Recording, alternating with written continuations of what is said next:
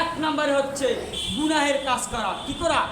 কোনো ব্যক্তি যদি যখন গুনাহের কাজ করে আর এই গুনাহের কাজের জন্য যদি তওবা না করে আর ওই গুনাহ যদি তার আমলনামায় থেকেই যায়, তওবা না আসে, তাহলে ওই ব্যক্তির স্মরণ শক্তি কমে যায়। বলেন নাউজুবিল্লাহ। কি কমে যায়? ওই ব্যক্তির স্মরণ শক্তি কমে যায়। দ্বিতীয় নাম্বার কাজ হচ্ছে পার্থিব জীবনে ব্যস্ত থাকা। কি থাকা? আমি উপার্জন করব। এই উপার্জনের ভিতরে আমরা অনেকে রয়েছে আমাদের ব্যস্ত বেশি। আমরা যা উপার্জন করব তার চাইতে আমার আরও লাগবে। নিজেকে আমি কখনোই রেস্ট দেই না। আমি শুধু উপার্জন করার জন্য পাগল, একটার পরে আরেকটা করতেই থাকি। আর আমার মাথার ভিতরে একটা চিন্তা চেতনা সবসময় কাজ করতেই থাকে। এই ধরনের ব্যস্ততা যদি আমার ভিতরে থাকে, তাহলে আমার অচিরেই স্মরণ শক্তি কমে যাবে। আমার অচিরেই এই স্মরণ শক্তি লোপ পাবে, বিলুপ্ত হয়ে যাবে। তৃতীয় নম্বর হচ্ছে কাঁচা ধনিয়া খাওয়া। আমরা যে ধনিয়া খাই, ধনিয়া, এই কাঁচা ধনিয়া যদি খাওয়ার অভ্যাস থাকে, তাহলে ওই ব্যক্তির স্মরণ শক্তি কমে যাবে। 4 নম্বরে বেশি গরম খাবার খাওয়া। কি খাওয়া? বেশি গরম খাবার খাওয়া। এই বেশি গরম খাবার খাইলেও আমাদের স্মরণ শক্তি কমে যায়। হুজুর আকরাম সাল্লাল্লাহু আলাইহি ওয়াসাল্লাম এই গরম খাবারকে পছন্দ করতেন না। অতি ঠান্ডা খাবারও তিনি পছন্দ করতেন না। তখনকার সময়ে একটা কূপ ছিল, একটা কূপ। এই কূপের তলদেশ থেকে আপনার বালতি বা বিভিন্ন পাত্রে করে পানি উঠানো হতো, আর ওই পানিটা ছিল ঠান্ডা। যেমন এখন আমরা যদি গরমের সিজনে আমাদের কল, এই টিউব ওয়েল যদি আমরা চাপ দিই, তাহলে আমাদের কিন্তু ঠান্ডা পানি পাই। কি পাই? ঠান্ডা পানি। এই ঠান্ডা পানির অংশটা যদি একটু বেশি হয়, তাহলে এই পানি কিছু সময় হুজুর সাল্লাল্লাহু আলাইহি ওয়াসাল্লাম ওই কূপের পানি উঠাইয়া কিছু সময় রেখে দিতেন, এরপরে তিনি ওই পানি পান করতেন। বলেন সুবহানাল্লাহ। এর দ্বারা বোঝা যায়, এই হাদিস দ্বারা বোঝা যায় যে ঠান্ডা পানিও বেশি ঠান্ডা পানি কী করা যাবে না? ভক্ষণ করা যাবে না। তাহলে তার ক্ষতিটা হচ্ছে তার স্মরণ শক্তি কমে যাবে। আর হুজুর আকরাম সাল্লাল্লাহু আলাইহি ওয়াসাল্লাম অতি গরম খাবারও তিনি খাইতেন না। উটের গোশত পাক করে হুজুরের নিকটে দেওয়া হলো। এই দেওয়াতে হুজুর অনেক সময় পরে এই উটের গোশত খাইতে লাগলেন। আর সাহাবায়ে কেরাম বলতে লাগলেন, হুজুর আপনি এই উটের গোশত খান। তখন বলতে লাগলেন যে অতিরিক্ত গরম খাবার এইটা হচ্ছে শরীরের জন্য ক্ষতিকর। কিসের জন্য? শরীরের জন্য ক্ষতিকর। এর 1 নম্বর ক্ষতি হচ্ছে আপনার স্মরণ শক্তি কমে যাবে। দ্বিতীয় নাম্বার, গরম খাবার খাইলে আপনার চোখের পাওয়ার কমবে। তৃতীয় নাম্বার, এই বেশি গরম খাবার খাইলে আপনার দাঁতের ক্ষতি হবে। চতুর্থ নাম্বার, বেশি গরম খাবার খাইলে আপনার পাকস্থলীর ক্ষতি হবে। বলেন নাউজুবিল্লাহ। এই জন্য যদি বলেন আমাদের চার অভ্যাস, এই চাও যদি আপনাদের খেতে হয়, তাহলে অতিরিক্ত গরম আপনারা খেতে পারবেন না। একটু ঠান্ডা করে এরপরে স্বাভাবিক পর্যায়ে এনে এই চা আপনাদের খেতে হবে। গরম খাবার, অতিরিক্ত গরমকে নবী পছন্দ করতেন না। এই জন্য আমাদের এই দিকে খেয়াল রাখতে হবে। বিড়ালের ন্যায় পাতিল উপর থেকে খাওয়া। বিড়াল যেমনিভাবে পাতিল থেকে, কোনো পাত্র থেকে সরাসরি উঠে খানা শুরু করে, এখানে মশলাটা হচ্ছে এরকম যে আপনার ওই সরাসরি পাত্রের থেকে আবার আরেকটা পাত্রের উপরে রাখতে হয়। যেমন আমরা আমাদের ডেকসি বলি বা কড়াই বলি, এর থেকে আমরা আবার কী করি? প্লেটের উপরে রাখি। কি করি? প্লেটের উপরে রাখি। সরাসরি আমরা ভক্ষণ করি না। এটাতেও আমাদের স্মরণ শক্তি কমে যাবে। কুকুর, বিড়াল, এই ধরনের প্রাণীরা, এই ধরনের জন্তুরা তারা সরাসরি ভক্ষণ করে। এইভাবে ভক্ষণ করাতেও আমাদের স্মরণ শক্তি কমে যাবে। বেশি হাসি ঠাট্টা করা।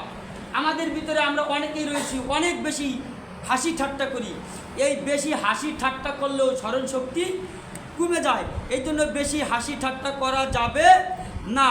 কবরের কিনারে বসে বেশি কথা বলা, বেশি হাসাহাসি করা, গপ্প গুজব করা। অনেক জায়গায় কবরস্থান রয়েছে।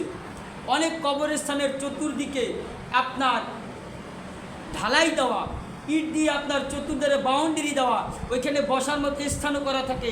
এরকম যদি কোনো জায়গা থাকে, তাহলে এই হাসি ঠাট্টা করা যাবে না। এই হাসি ঠাট্টা যদি আমরা করতে যাই, তাহলে আমাদের স্মরণ শক্তি কমে যাবে।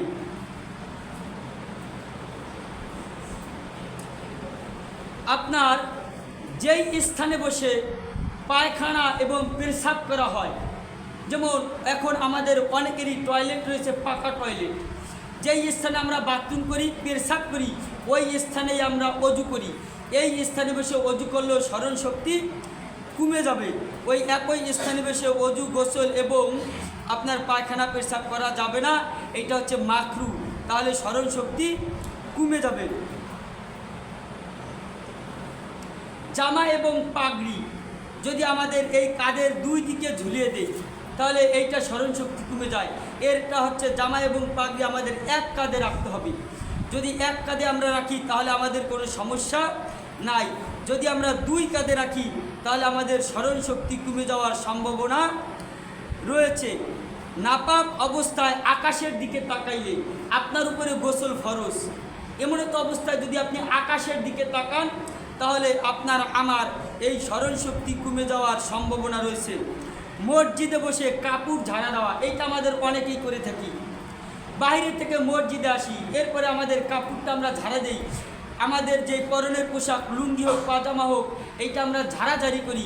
এই গায়ের পোশাক মসজিদে বসে যদি ঝাড়াঝাড়ি করা হয় তাহলে স্মরণ শক্তি কমে যাওয়ার সম্ভাবনা রয়েছে। 15 নম্বর হচ্ছে লজ্জা স্থান দেখিলে স্মরণ শক্তি কমে যাবে। রাস্তায় যেই স্থানে চলাচলের পথ, এই চলাচলের পথে যদি আমরা পায়খানা অথবা পেশাব করি তাহলে আমাদের স্মরণ শক্তি কমে যাবে। ফল গাছের নিচে যদি পেশাব অথবা পায়খানা করি তাহলে আমাদের স্মরণ শক্তি কমে যাওয়ার সম্ভাবনা রয়েছে। আটকানো পানি, আবদ্ধ পানির ভিতরে পায়খানা এবং পেশাব করলে একত স্মরণ শক্তি কমবে, দ্বিতীয়ত তার শারীরিক যে চাহিদা শক্তি, পুরুষত্ব শক্তি অথবা তার যে জৈবিক শক্তিটা এটা কমে যাবে। এই জন্য পানির ভিতরে আমাদের পায়খানা এবং পেশাব করা যাবে না। ছাইয়ের ভিতরে যদি কোনো পায়খানা পেশাব করা হয়, যদি ছাইয়ের ভিতরে অনেক জায়গায় আমরা রয়েছি, জায়গা রয়েছে যেখানে কূপের ভিতরে আমরা ছাই ফেলাই, পাকের পরে ওই ছাইগুলোকে আমরা ফেলাই, ওইখানে যদি আবার পায়খানা এবং পেশাব করা হয় তাহলে আমাদের স্মরণ শক্তি কমে যাবে। পুরুষ কর্তৃক নারী এবং নারী কর্তৃক পুরুষ লজ্জাস্থান যদি দেখে তাহলে তাদের স্মরণ শক্তি কমে যাবে। নাপিতের আয়না দেখলেও স্মরণ শক্তি কমে। আমরা যে চুল কাটতে যাই, এই চুল কাটা এইটা আমাদের থেকে কারো থেকে কিনাই বাইলট না, প্রত্যেকেই আমাদের এই কাজটা হয়ে যায়। এই নাপিতের আয়না বেশি দেখা যাবে না, তাহলে স্মরণ শক্তি কমে যাবে। ইঁদুরের ঝুঁটা খাইলে, যেই খানা ইঁদুরে খাইছে ওই ঝুঁটা যদি আবার আমরা ভক্ষণ করি তাহলে আমাদের স্মরণ শক্তি কমে যাবে। ভাঙ্গা চিরুনি দিয়া মাথা এসরাইলে স্মরণ শক্তি কমে যাওয়ার সম্ভাবনা রয়েছে। মাথায় যদি কোনো উকুন পাওয়া যায়, এই উকুন না পেরে যদি ছেড়ে দেওয়া হয় তাহলে স্মরণ শক্তি কমে যাবে। বেশি ঠান্ডা খাবার খাইলে স্মরণ শক্তি কমে যাবে।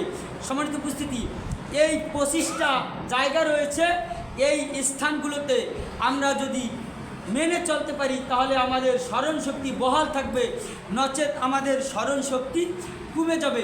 এই স্মরণ শক্তিটা বের করার মূল কারণ হচ্ছে